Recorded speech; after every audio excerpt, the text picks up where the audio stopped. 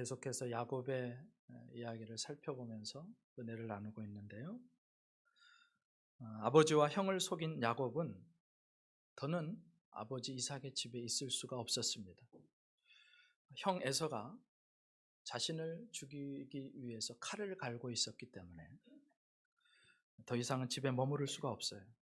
결국 리브가의 제안을 받은 아버지 이삭의 허락을 받고 야곱은 언제 돌아오게 될지 모를 하란을 향해서 떠나게 됩니다.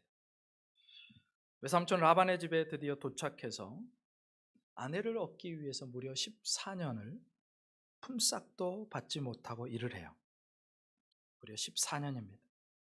아버지와 형을 속이고 도망친 야곱은요, 자신보다 훨씬 더 높은 수준의 사기꾼 라반을 만나가지고 자기가 아버지에게 했던 것보다 훨씬 더 크게 사기를 당합니다.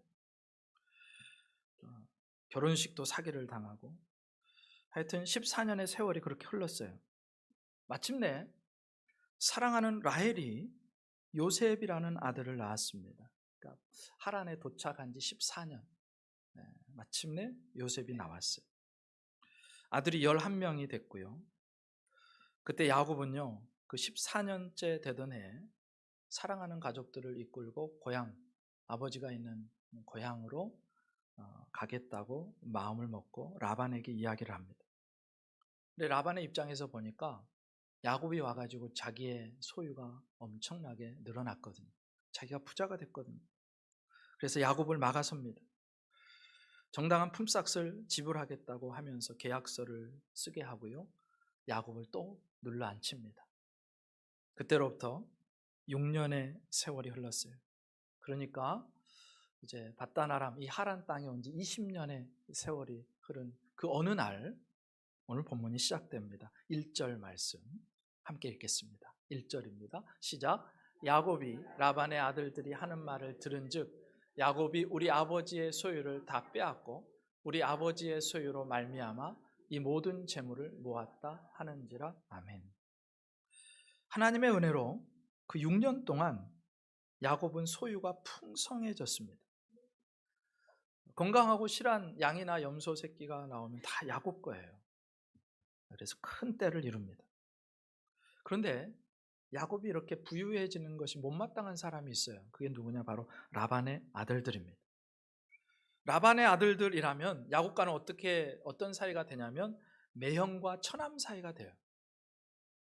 처남들이요, 부자가 된 매형 야곱을 뒤에서 비난하고 헐뜯습니다.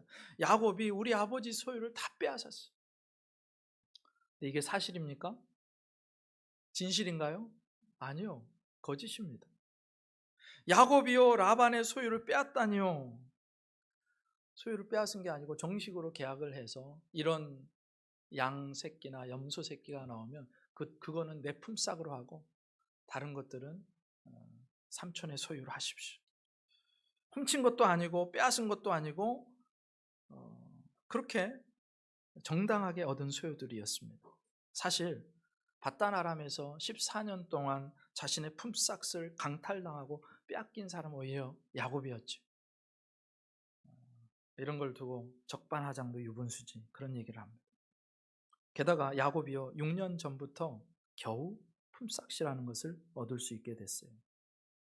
물론 사실 그 계약도 잘 뜯어보면요, 야곱을 빈털터리 만들려는 라반이 속임수와 장깨를 통해서 조건을 막 뒤집어 놓은 부당한 계약이었습니다.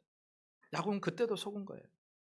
그러니까 그런 악조건 속에서도 야곱은요, 사실 라반의 계획대로 하면 아무것도 못 얻을 상황인데 하나님의 은혜로 큰 재산을 축적할 수 있었습니다.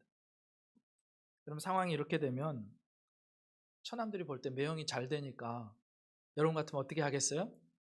박수 쳐주면서 기뻐하겠죠. 우리 매형이 20년간 죽도록 고생해서 얻은 것이니 축복해줘야지. 20년 고생했으면 더 얻어야 되는데 이렇게 생각을 하고 함께 기뻐해줘도 모자란데, 그런데 사람은요, 여러분이 아시는 것처럼 참 졸렬하고 찌질하고 쪼잔합니다. 이런 표현을 쓰기 그렇지만 인간이 그래요. 상대방이 잘 되면요, 함께 기뻐해 주는 것이 그렇게 어려운 게 인간입니다. 게다가 그게 자기 몫이라고 생각하면 그 찌질함과 쪼잔함의 정도가 더 커져요. 그도 그럴 게 지금 야곱의 가축들이요, 야곱의 소유가 아니라면 라반의 소유가 되는 거고, 라반의 아들들에게 있어서 그 라반의 소유는 앞으로 자기들이 상속받을 자기들의 재산이 되는 거예요. 그러니까 이제 속에서 천불이 나는 거죠. 야곱이 다 우리 거를 빼앗아갔다. 야곱의 열심과 야곱의 성실과 그 피땀 어린 노력은 알아주지 않고 오직 재산에만, 양새끼, 염소새끼에만 눈이 돌아간 그 라반의 아들들의 모습이에요. 그런데요, 이런 라반의 아들들의 모습은 어떻게 보면 너무너무 당연한 모습이죠. 그 아버지의 그 아들입니다. 아버지가요, 조카이자 사위인 야곱을요 종처럼 부려먹지요. 품삯도 제대로 주지 않지요. 착취하죠. 심지어 거짓으로 사기치는 모습을 보면서 자라왔던 아들들이요, 야곱을 이렇게 생각하는 건 너무너무 당연해요. 자식은 부모를 보고 배우는 겁니다. 사실 세상에서 내 자식에게 가장 큰 영향을 끼치는 것은요, 부모예요, 부모. 좋은 자식에게는 좋은 부모가 있습니다. 그럼 사실 자녀 교육은요, 학교가 대신해 줄 수 없고요, 자녀 교육은요, 교회가 대신해 줄 수 없습니다. 자녀 교육은 부모가 하는 것입니다. 여러분, 우리가 사용하는 모든 말과 행동이요, 자녀들이 다 그것을 보고 따라하고 배웁니다. 여러분, 어떤 분이 이를테면 예배를 드리고 자녀들과 함께 집에 돌아가는데, 같은 차를 타고 집에 돌아가는데 교회를 비판하기 시작해요. 물론 그분의 말이 옳을 수도 있겠죠. 교회는 천국이 아니니까요. 교회는 어떤 곳이냐면 들키지 않은 죄인들이 모인 곳이 교회니까 교회에서 여러 가지 안 좋은 부분들을 볼 수도 있어요. 그런데 그 말을 듣고 있는 자녀들은요, 그 순간부터 교회와 멀어지기 시작하는 거예요. 그 순간부로 하나님과 멀어지기 시작합니다. 여러분, 누군가 잘못해서 우리가 욕할 수도 있겠죠. 그런데 바로 그 순간부터 그분의 자녀는요, 서로를 용납하고 사랑하라는 대신에 누군가를 그런 눈으로 보게 될 것이고, 교회가 다 그런 사람만 모인 것으로 알게 될 것이고, 자연스럽게 교회와 하나님으로부터 멀어지게 될 겁니다. 그래서 자녀들 앞에서는 말도 가려해야 되고 행동도 가려해야 되는 거죠. 그리고 가장 최상의 시나리오는 자연스럽게 내 안에서 정제되고 절제된 말과 행동이 나오도록 나 자신이 그런 사람이 되는 게 가장 좋습니다. 결국 좋은 부모가 좋은 자녀를 그렇게 길러내는 것입니다. 그런데 오늘 라반은 그렇지 못했어요. 그리고 그런 라반의 모습을 2절에서 똑똑하게 보여줍니다. 2절, 야곱이 라반의 안색을 본즉 자기에게 대하여 전과 같지 아니하더라. 사실 라반의 입장에서 보면요, 야곱이 오고 나서 그의 재산이 엄청나게 불어났습니다. 풍성해졌어요. 게다가 야곱은요, 나하고 전혀 상관없는 남이 아니에요. 멀리 고향을 떠나 있는 여동생 리브가의 아들이고요, 그리고 가깝게는 자신의 두 딸과 결혼한 사위였습니다. 외조카였고 사위였고 핏줄이에요. 근데 그 핏줄 야곱을요, 남보다 더 못하게 취급을 하는 거예요. 노예 취급을 하는 거예요. 노동력을 착취하고요, 심지어 일하면서 물어내지 않아도 될 것들까지 하나하나 다 따져가면서 변상하게 만듭니다. 결과적으로 라반은 큰 부자가 됐어요. 그런데 그렇게 자신의 부에 기여한 야곱은요, 겨우 가정을 이루고 입에 풀칠하고 사는 처지였습니다.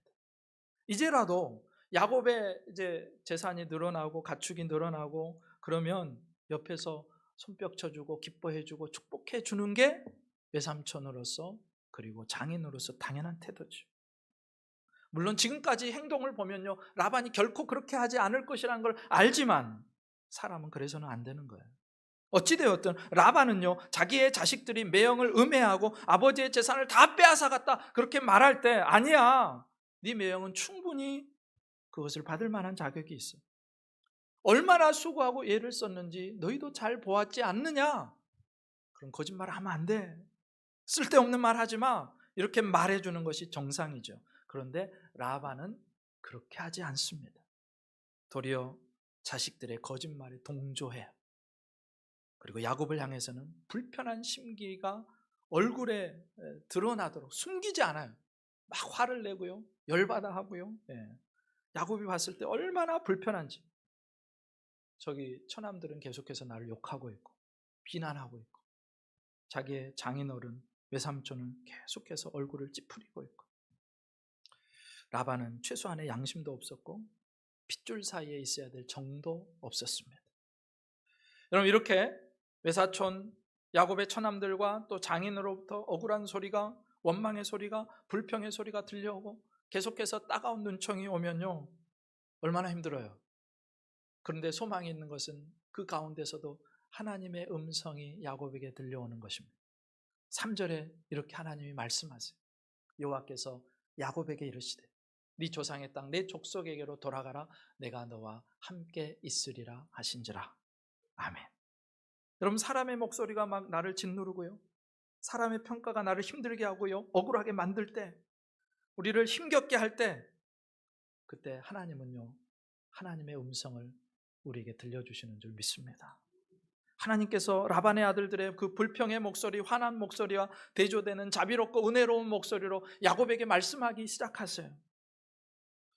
사실 사람들의 소리가 크게 들려오고 감당하기 힘들어질 때 우리는 광야를 걷는 것과 같습니다. 그리고 바로 그때가 하나님의 소리에 더 집중해야 하고 하나님의 소리를 더 잘 들을 수 있는 시간이기도 해요. 왜요? 사람에게 소망이 없다는 걸 깨닫거든요. 어느 곳에서도 나를 지지해주는 사람이 없다는 걸 깨닫거든요. 그때 우리는 비로소 내 소리를 들어주시고 내게 말씀하실 수 있는 하나님께 집중할 수 있기 때문에 그 상황에서 오히려 하나님의 음성이 더 잘 들리는 겁니다. 그래서 사람들의 소리가 커지고요, 환경의 소리가 압박해 올 때 우리가 가장 먼저 귀 기울여 드려야 되는 소리는 그 사람들과 환경의 소리가 아니라 오늘도 내가 너와 함께 있다라고 말씀하시는 하나님의 음성인 줄 믿습니다. 그 와중에 들려오는 하나님의 소리. 여러분, 사람의 소리는요, 자꾸 우리를 불안하게 하죠. 사람의 소리는 우리를 두렵게 만들어요. 사람의 소리는 우리를 억울하게 만들고 사람의 소리는 기운 빠지고 포기하게 만듭니다. 그런데 그 와중에 들려오는 하나님의 음성은 우리에게 다시 소망을 주고 우리가 다시 담대하게 만들어주고 우리 심령에 평안을 주고 우리의 길을 열어주시는 줄 믿습니다. 그러니까 지금 야곱을 둘러싼 소리는 거짓말이고 잡음이고 야곱을 압박하는 소리인데, 억울한 소리고 말도 안 되는 소리인데, 그런데 하나님은 바로 그때 그 모든 소리를 이길 수 있는 하나님의 음성을 들려주십니다. 내 족속, 내 조상의 땅, 내 족속에게로 돌아가라. 내가 너와 함께 있느니라. 오늘 야곱에게 들려주셨던 이 하나님의 음성이 저와 여러분의 삶 속에 매일매일 더 선명하고 더 크게 들려지셔서 세상의 잡음이 들리지 않고 세상의 억울한 소리가 들리지 않고 하나님의 소리로 충만해서 넉넉하게 세상을 이기는 믿음의 사람 될 수 있기를 주님의 이름으로 축복합니다. 생각해 보면요, 야곱이 하나님의 소리, 하나님의 음성을 들은 게 그렇게 많지 않다는 것을 우리는 성경을 읽어가다 보면 알게 됩니다. 사실 야곱이요, 밧단 아람에서 이 하란 땅에서 하나님을 막 깊이 막 그렇게 만난 적이 없어요. 밧단 아람에서 20년을 보내잖아요. 그런데 음성을 들은 게 몇 번 안 됩니다. 사실 도망 올 때 베델에서 잠을 자다가 그때 한 번, 20년 전에 한 번. 그 다음에 하란에 도착해가지고 14년을 사는데 그 14년째 됐을 때 떠나려고 했을 때 라반과 계약하기 전에 그때 또 한 번, 그리고 6년이 지나서 20년째 되는 해 세 번째 하나님 음성을 들어요. 그러니까 베델에서 만나주신 하나님은요, 이후에 20년 동안 야곱에게 딱 2번 말씀하세요. 2번. 하나님의 음성을 자주 듣는 게 아니었습니다. 그러니까 다 잊혀질만 하면 한 번씩 하나님 말씀하세요. 14년이 지났을 때 한 번 하시고 6년이 지났을 때 또 한 번 하시고. 그러면 그동안 하나님은 어디 다른 곳에 숨어 계셨을까요? 야곱이 없는 다른 곳으로 하나님 출장 가셨습니까? 그렇지 않습니다. 하나님은 그곳에서 야곱과 함께 계셨고 야곱을 보고 계셨고 야곱을 지켜주고 계셨어요. 지난 20년 동안 딱 2차례 말씀하셨지만 하나님은 단 한순간도 야곱의 곁을 떠나신 적이 없어요. 사실 우리는요, 때로 드라마틱하게 하나님을 경험하기를 원해요. 내성병력 가운데 하나님이 내게 막 말씀하시는 걸 원해요. 누구도 부인할 수 없는 하나님의 손길을 경험했으면 좋겠어요. 그런데 야곱의 삶을 봐도 그렇고요, 다른 믿음의 조상 아브라함이나 이삭의 삶을 봐도 그렇고요, 하나님께서 자주 말씀하시는 게 아니에요.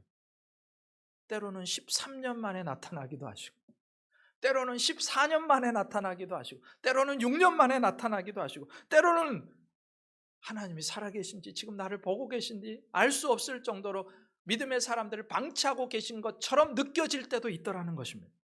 근데 그렇다고 해서 믿음의 조상들이 그냥 그 믿음에서 엇나갔냐? 그렇지 않아요. 하나님이 그들을 떠나신 게 아니었고, 순간마다 저들의 삶을 곁에서 지켜보고 계셨고, 그들의 삶의 자리에서 함께하고 계셨습니다. 그걸 믿었어요. 말씀 하나를 들려주시면요, 그 말씀을 붙들고 1년을 살고 5년을 살고 10년을 삽니다. 그 말씀 하나로요, 하나님을 확신했고, 어떤 순간에도 하나님을 신뢰했고, 어떤 순간에도 그 하나님을 의지했고, 그분 앞에서 살아갈 수 있었습니다. 생각해 보면요, 우리는 너무너무 큰 은혜를 입고 사는 거예요. 왜냐? 믿음의 조상들에게는 성경이 없어요.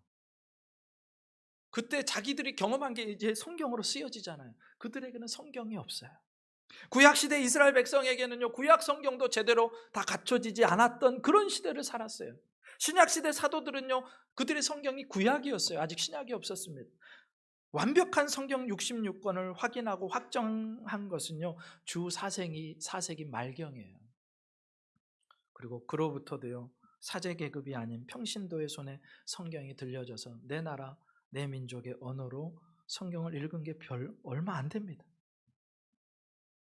우리나라도 한 200년이 채 안 돼요. 그런데 오늘도 우리는요, 언제든지 마음만 먹으면 하나님의 말씀을 펴서 읽을 수 있고, 그 말씀 속에서 내게 말씀하시는 하나님의 음성을 들을 수가 있어요. 믿음의 조상들보다 훨씬 여건이 좋습니다. 더 자주, 더 깊이, 더 가까이 하나님을 만나고 하나님의 음성을 들으며 하나님과 동행할 수 있게 되었다는 거예요. 이게 복이신 줄 믿으시기 바랍니다. 그들은 띄엄띄엄 들었던 하나님의 음성을 우리는 매일매일 들을 수 있어요. 하나님의 말씀 앞에 서기만 하면. 하나님 말씀해 주세요. 제가 주님의 말씀 앞에 섰습니다. 주님의 음성을 간절히 기다립니다. 말씀 앞에 서기만 하면 하나님은 오늘도 저들에게 말씀하셨던 것처럼 우리에게 말씀하시는 줄 믿습니다. 그런데 오늘 하나님께서 야곱에게 하나님의 음성을 들려주시는 그 시간이요, 엄청나게 오묘합니다. 절묘해요. 너무너무 근사해요. 왜 그러냐? 사실 야곱은요, 벌써 6년 전에 고향에 돌아가고 싶었습니다. 돌아가려고 했어요. 창세기 30장 25절에 보니까 이렇게 나옵니다. 라헬이 요셉을 낳았을 때, 그때가 바단 아람 이 하란 땅에 온 지 14년이 되었던 해입니다. 낳았을 때 야곱이 라반에게 이르되 나를 보내어 내 고향 나의 땅으로 가게 하시되 나를 보내주세요 삼촌. 그렇게 얘기한 거예요. 고향으로 갈 수 있도록 나를 보내주십시오. 근데 그때 라반도 야곱을 막았지만 하나님도 야곱이 가는 것을 허용하지 않으셨어요. 하나님께서 보실 때 아직 야곱은요, 집으로 돌아갈 때가 아니었던 거예요. 사실 당시 야곱은 아내들을 얻었고 자식들이 11명, 아들 11명이 됐고 아직 베냐민은 안 태어났고요. 아직 재산은 형성하지 못했던 시기입니다. 14년 동안 레아와 라헬을 위해서 7년씩 무보수로 그렇게 일했으니까 아무것도 없어요, 손에. 아마 이때 하나님이 원하셨다면 야곱은 고향으로 돌아갔겠지요. 그런데 전에 하나님께서 베델에게 야곱에게 주신 약속이 있어요. 28장 15절 같이 읽습니다. 시작. 내가 너와 함께 있어 내가 어디로 가든지 너를 지키며 너를 이끌어 이 땅으로 돌아오게 할지라. 내가 내게 허락한 것을 다 이루기까지 너를 떠나지 아니하리라 하신지라. 아멘. 이 약속의 말씀이 진실이라면 야곱이 하란에서 6년을 더 보낸 것은 하나님이 허락하신 것이 아직 다 이루어지지 않았기 때문일 것입니다. 그러면 14년째 되던 해랑 20년째 되던 해랑 도대체 무엇이 달라졌고 하나님이 그동안 무엇을 이루셨기에 야곱을 이렇게 머물러 있게 하시고 이제 20년째 되던 해에 나타나셨냐? 둘의 차이는요, 야곱의 재산 차이가 있어요. 물론 야곱이 그동안 더 성숙했겠죠. 근데 눈에 보여지는 차이는 야곱의 재산의 차이입니다. 6년 전까지는요, 결혼 때문에 무료 봉사하느라고 손에 쥔 것이 아무것도 없는데 그 이후에 6년을 더 보내면서 20년째가 되었을 때 야곱은 엄청난 부자가 됐어요.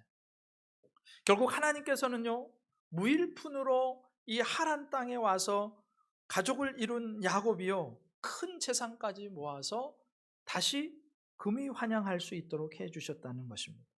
그러니까 만약 야곱의 뜻대로 6년 전에 그냥 고향으로 돌아갔으면 하나님의 계획의 반쪽만 이루어진 채로 돌아가는 거예요.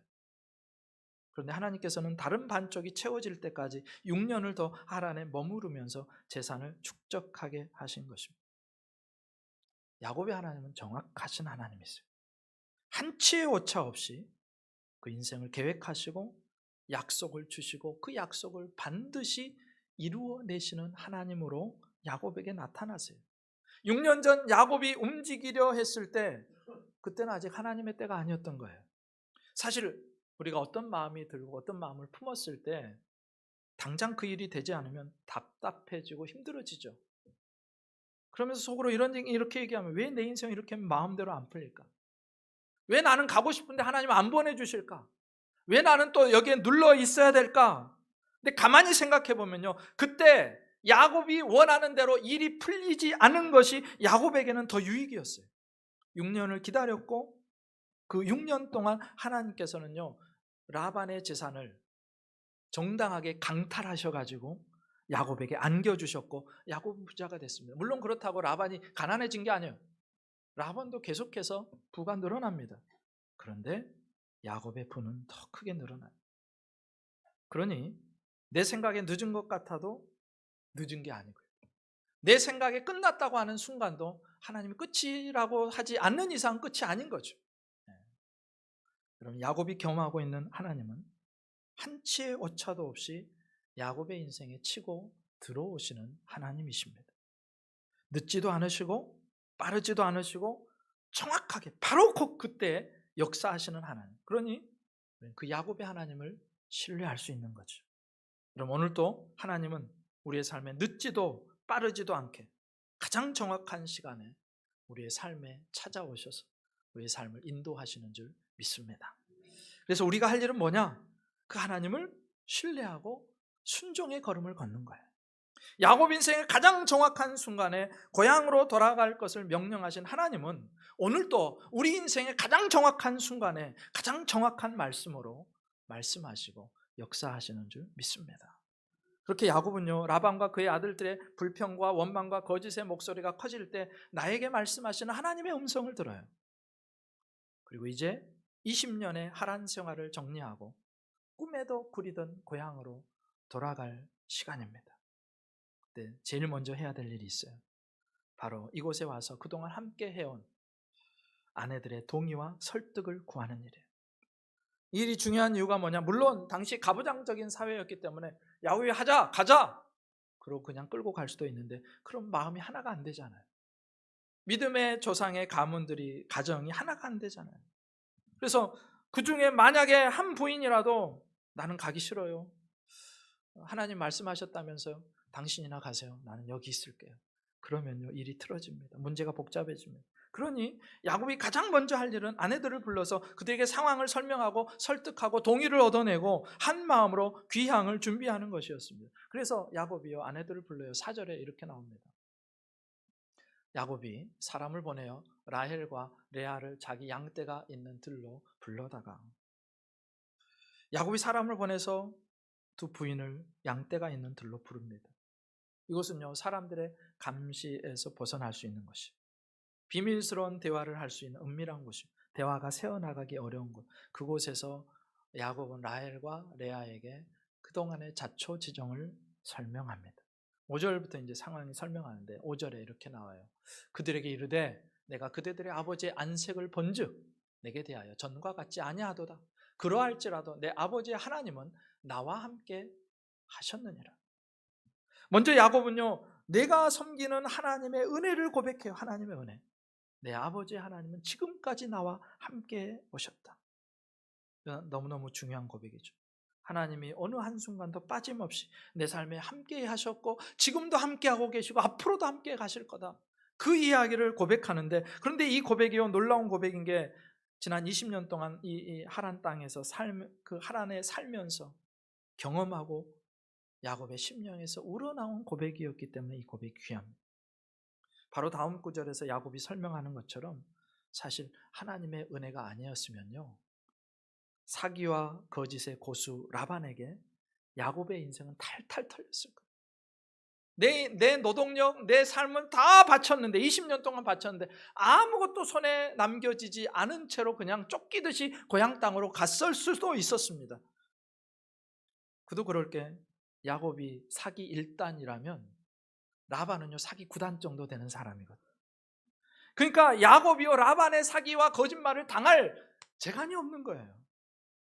자기의 이익밖에 없고 물불 가리지 않고 돈을 위해서라면 뭐든지 하는 사람이었기 때문에 심지어 딸도 바꿔치기 해서 결혼식도 사기 결혼을 시키는 게 바로 이 라반 아닙니까?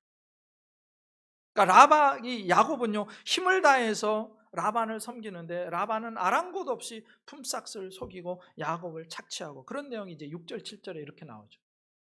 그대들도 알거냐 내가 힘을 다하여 그대들의 아버지를 섬겼거늘 그대들의 아버지가 나를 속여 품삯을 10번이나 변경하였느니라. 그러나 하나님이 그를 막으사 나를 해치지 못하게 하셨습니다.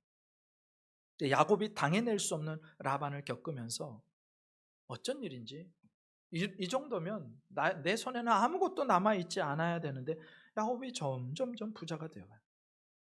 하나밖에 설명할 길이 없는 거예요. 하나님이 도와주셨다는 거예요.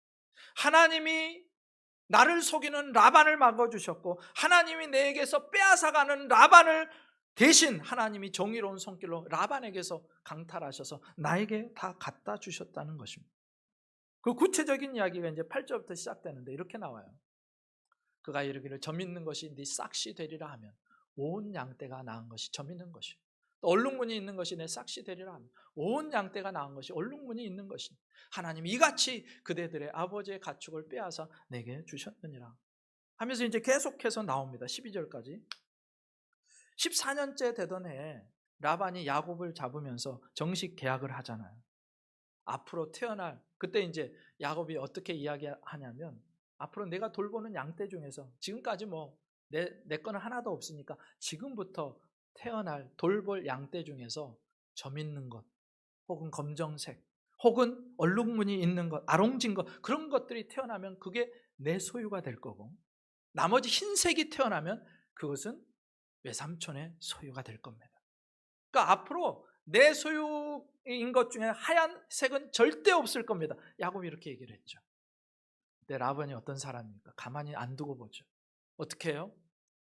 그 야곱의 양떼, 자기가 야곱에게 맡겨준 양떼 중에서 검은색, 점 있는 거, 아롱진 거, 알록달록한 거 다 빼내서 자기 아들에게 다 맡겨버립니다. 근데 그 과학에 보면요, 그 양이나 염소가요, 흰색이 우성이랍니다. 흰색들만 있으면요, 검은색이 나올 확률이 거의 없어요. 많이 나와도 얼마 안 됩니다. 그런데 그것마저도 없애버린 거예요. 검은색 아롱진 것 전박이. 그러니까 라반이 그렇게 뒤통수를 쳤는데 놀라운 게 뭐냐? 야곱의 양떼가 야곱이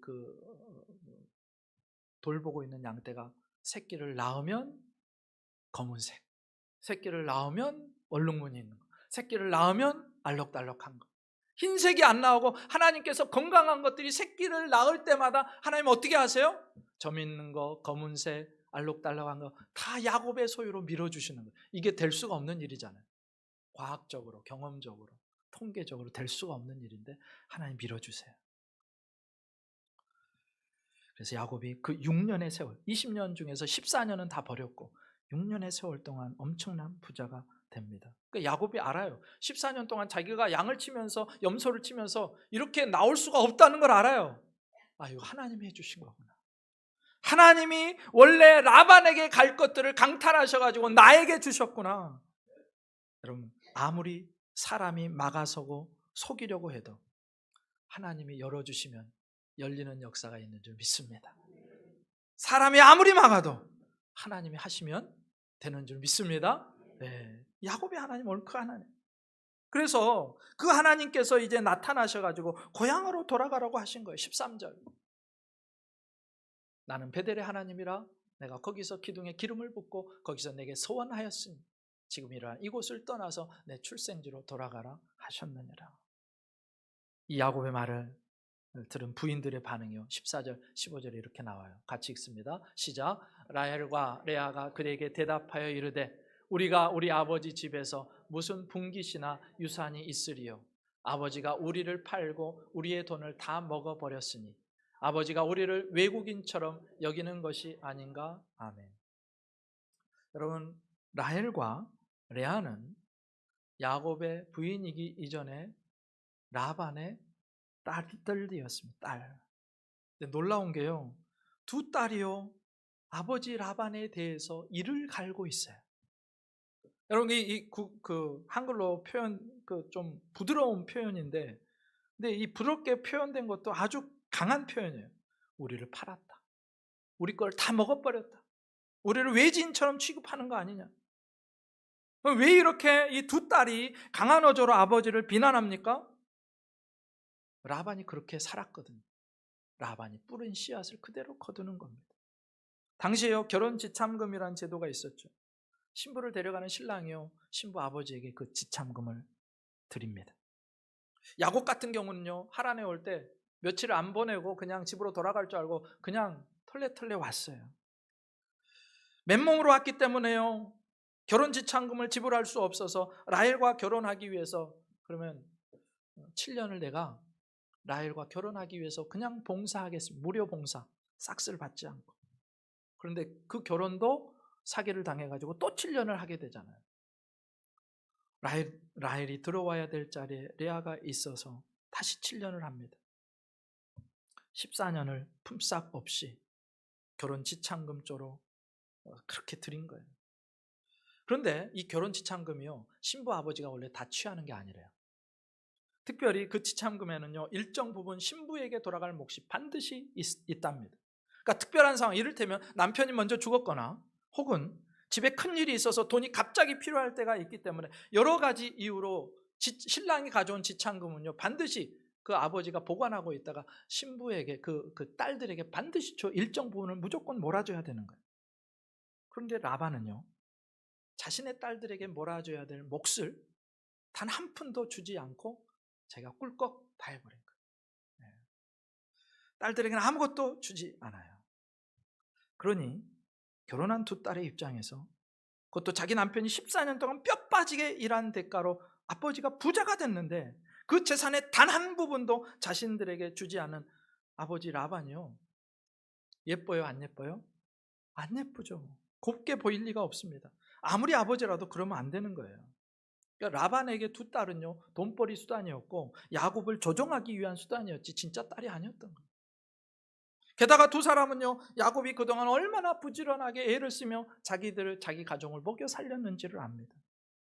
더울 때는 덥게, 추울 때는 그 추위를 무릅쓰고 밤낮 없이 일하는 야곱을 분명히 두 눈으로 봤거든요.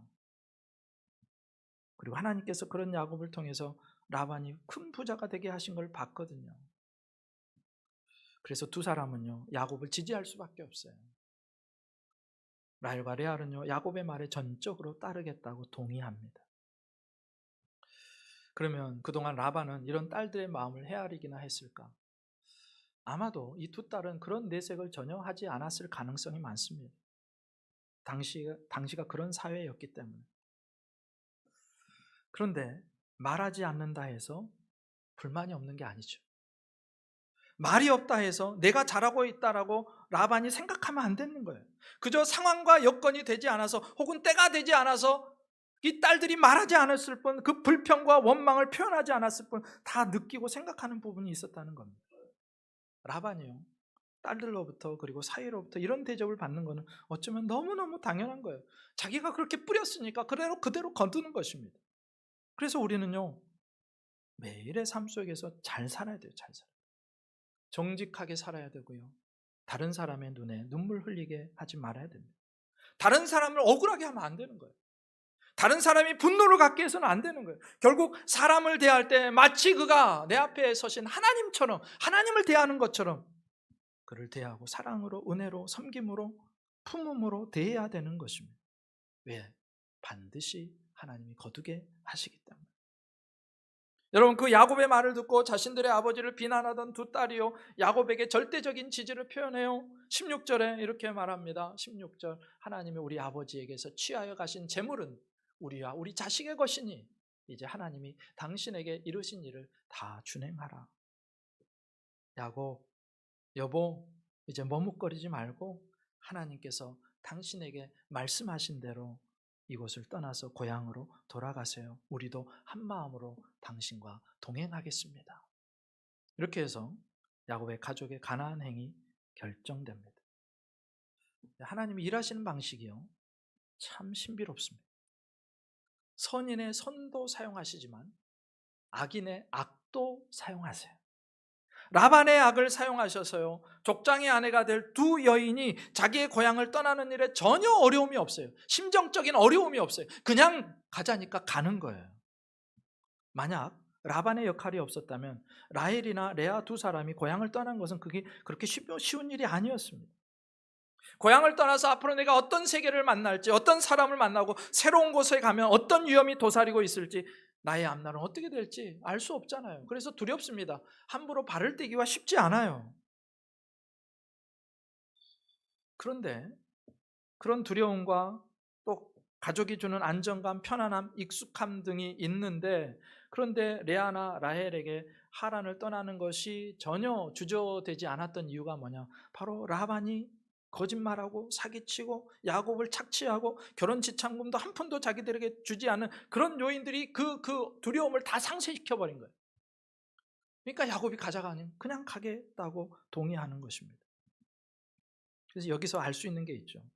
때로 우리의 삶에 악으로 느껴지고 고난과 어려움으로 느껴지는 것들이 우리의 소견에는 이건 없었으면 좋겠는 것이고, 이건 악이고, 이건 나쁜 것이고, 이건 피해야 할 것들이지만, 내 인생 전체라는 내 인생 전체 큰 그림을 볼 때 그것이 오히려 은혜의 도구가 되고 구원의 방편이 되고 우리를 하나님의 백성으로 성장시키시고 아름답게 인도하는 데 쓰인다는 것을 오늘 이 라반의 모습을 통해서, 그리고 레아와 라헬의 모습을 통해서 깨닫게 되는 거예요. 하나님은요, 우리가 우리 삶에서 경험하는 그 어떤 것 단 하나도 허비하시지 않습니다. 낭비하시는 법이 없어요.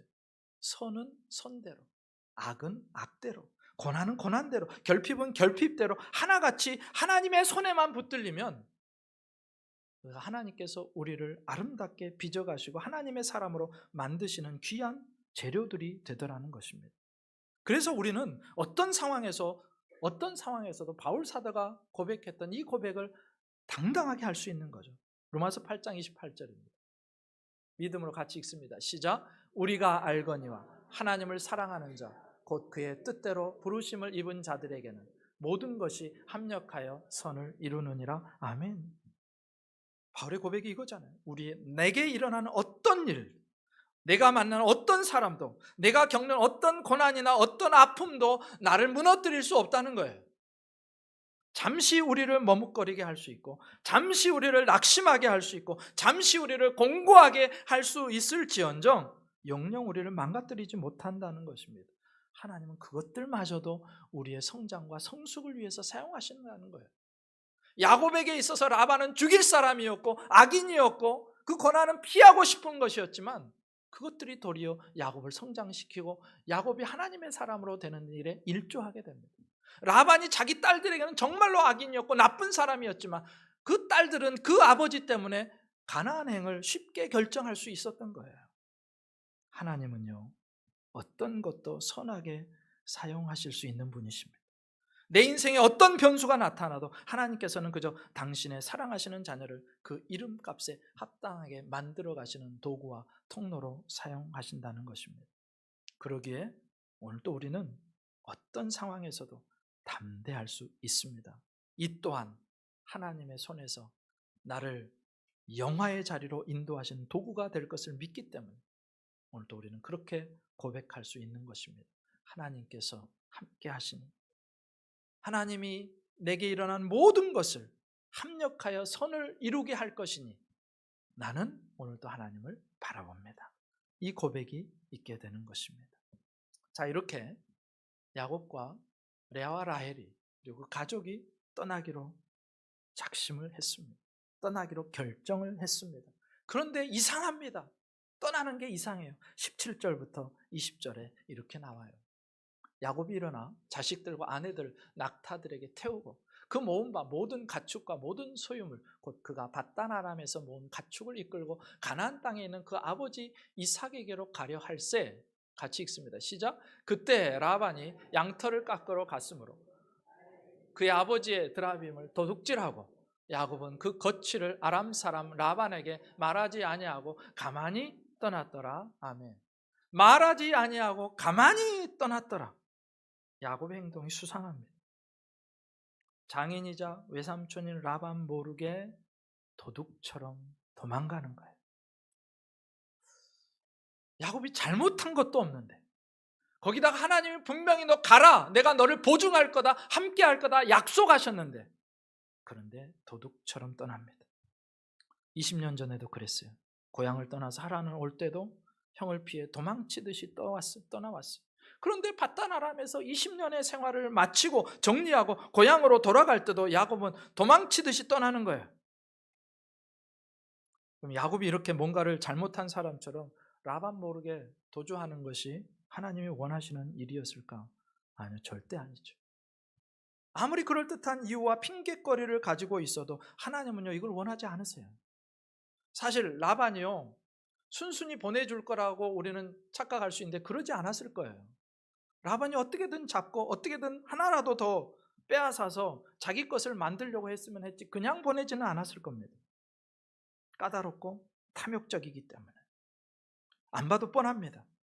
그런데 더 중요한 게 뭐냐? 야곱에게는 지금까지 함께 계셨고 고향으로 돌아가라고 말씀하시고 내가 너를 지켜줄게 말씀하시는 하나님이 그 곁에 계시다는 거예요. 라반이 커 보이지만 그보다 더 훨씬 크신, 그와 비교할 수 없는 하나님이 그를 지켜주시는데 야곱이 두려워할 이유가 없었다는 것입니다. 그동안 야곱은요, 자기 것을 약탈하는 라반의 소유를 약탈하셔서 다시 자신에게 채워주시는 하나님을 경험했습니다. 라반이 야곱이 상대하기에 벅찬 상대였다면 야곱은 라반과는 비교할 수도 없는 크신 하나님의 약속과 보장을 이미 갖고 있어요. 그러니 그 하나님을 신뢰한다면 도둑처럼 모르게 잘못한 사람처럼 그렇게 도망가면 안 되는 겁니다. 우리가 만날 때도 중요하지만 헤어질 때도 중요하잖아요. 끝을 잘 맺어야 되잖아요. 감정이 있으면 풀고 할 이야기가 있으면 하고, 그러나 서로를 존중하면서 그렇게 끝을 잘 맺어야 되는데 야곱은 지금 라반과 끝을 잘 맺을 수 있는 좋은 기회였는데 거기다가 하나님이 보증하셨는데 그렇게 가버리는 겁니다. 그러니 라반을 의식하는 게 아니라 약속하신 하나님을 의식하고 라반이 내게 주는 그 두려움에 굴복하는 것이 아니라 하나님을 믿음으로 전공법을 택해야 됐습니다. 이게 야곱이 할 일이었어요. 물론 라반이요, 완력을 행사할 수도 있어요. 야곱을 빈털터리로 보내려고요, 가문이설과 거짓말로 어떻게 해서든 또 그를 올가맬 수도 있었습니다. 그럼에도 불구하고 야곱이 정도를 걸었다면, 당당하게 그곳에서 나갔다면 지금까지 경험해 보지 못한 새로운 하나님의 이야기를, 하나님의 능력을, 하나님의 기적을 야곱은 또 경험할 수 있었을 것인데, 또 다른 하나님의 모습을 간증할 수 있었을 것인데, 그런데 그 간증의 기회를 야곱이 놓쳐버린 것입니다. 야곱은 중요한 순간에 믿음의 행보를 선택하지 않고 자신 안에 일어나는 두려움을 선택한 거죠. 믿음의 말이 아니라 행동과, 믿음은요, 우리 말이 아니라 행동과 선택에서 드러나잖아요. 아내들을 설득할 때요, 야곱은 믿음의 고백을 했습니다. 하나님이 나를 지켜주셨고 하나님이 나를 함께 하셨고 하나님이 나를 인도하셨다. 그런데 결정적인 순간에 야곱은 두려움을 선택한 거예요. 믿음을 선택한 게 아니라 두려움을 선택합니다. 근데 이게 야곱의 모습만이 아니라 저와 여러분의 모습이라는 거예요. 우리도 평상시에는요, 야곱과 똑같이 고백하잖아요. 하나님을 믿습니다. 하나님이 함께 하십니다. 하나님이 도와주십니다. 하나님이 책임지십니다. 그런데 중요한 결정의 순간에 우리는요, 또 계산하고 피하고 타협합니다. 믿음을 선택하는 게 아니라 두려움을 선택해요. 왜 그래요? 진실로 하나님을 신뢰하지 않기 때문에, 진실로 하나님을 두려워하지 않기 때문에 사람이 두려워지고 환경이 두려워지는 것입니다. 그러나 우리에게 소망이 있는 것은 그 하나님이 야곱을 결코 포기하지 않으셨듯이 우리를 포기하지 않으신다는 사실입니다. 야곱은요, 그 상황이 두려워서 도망치지만 하나님은 결단코 우리 인생에서 도망치지 않으세요. 하나님은 우리를 도망치지 않습니다. 하나님 우리가 서 있는 그 자리에 우뚝 서 계셔서 도망치는 우리를 붙들어 주시고 하나님의 사람으로 빚어 가시는 것입니다. 말씀을 정리합니다. 야곱은요, 밧단 아람 20년을 통해서 나와 함께 하시는 하나님, 라반의 것을 강탈하셔서 내 수고를 보상해 주신 하나님, 그 라반의 손으로부터 자기를 지켜주시는 하나님을 경험했습니다. 하나님이 자신을 얼마나 사랑하시고 내게 복을 주시고 그 하나님의 은혜 아래 내가 살아왔다는 걸 너무너무 깊게 깨달았어요. 그리고 그 강력하신 하나님께서 고향으로 돌아갈 것을 말씀하셨습니다. 그러나 야곱은 결국 전공법이 아니라 두려움 때문에 야반도주를 선택합니다. 오늘 본문에 나오는 라반이나 그의 아들들도 찌질해 보이고 쪼잔해 보이지만 야곱도 별반 다를 바가 없습니다. 근데 중요한 것은 하나님은 그런 야곱도 결코 포기하지 않는다는 점. 나중에요, 이제 도주한 것이 발각돼 가지고 라반이 막 쫓아오잖아요. 쫓아와요. 그런데 하나님이요, 그 라반에게 나타나셔서 너 꼼짝 마. 야곱에게 하나라도 해를 가면 내가 너를 가만히 안 둘 거야. 경고하세요. 그리고 그 라반이요, 떨면서 야곱을 그냥 보내주는 일이 있게 됩니다. 결국 야곱은요, 완성품이 아니라 매일매일의 삶 속에서 갈리고 다듬어지고 거룩해지는 우리와 같은 연약한 사람이었음을 또 확인합니다. 그런데 우리에게 소망이 있는 이유가 있다면 우리 인생이 야곱과 같다는 것이고, 그럼에도 하나님이 야곱을 포기하지 않으시고 지키시고 인도하신 것처럼 우리를 지키시고 인도하신다는 데 있는 줄 믿습니다. 야곱의 하나님이 저와 여러분의 하나님 되십니다. 때로 우리도 믿음을 외치면서도 현실 앞에서 두려움과 타협하고 불신을 선택할 때가 있어요. 나도 모르는 사이에 내 안에 야곱이 툭툭툭 튀어나옵니다. 그런 경우 우리는 우리 자신을 보며 흠칫흠칫 놀래기도 하고, 다른 사람이 혹시 알아챌까 봐 꼭꼭 숨기기도 하고, 전전긍긍해 하기도 하고, 혼자서 부끄러워서 낯이 뜨거워질 때도 있습니다. 내 인생이 얼마나 초라하고 연약하고 답답한지 말로 다 표현이 안 됩니다. 그러나 그런 야곱도 하나님은 포기하지 않으시기에, 야곱은 도망쳐도 하나님은 그런 야곱의 삶에서 도망치지 않으시기에 우리에게 소망이 있는 줄 믿습니다. 오늘 또 야곱의 하나님이 내 하나님 되시고 그 하나님께서 내 인생을 책임지시고 동행하시며 함께하시고 인도하신다는 사실을 기억하시고 그 하나님 앞에 감사와 찬송으로 영광 돌리는 저와 여러분의 복된 인생 되시기를 주님의 이름으로 축복합니다. 기도드리시겠습니다.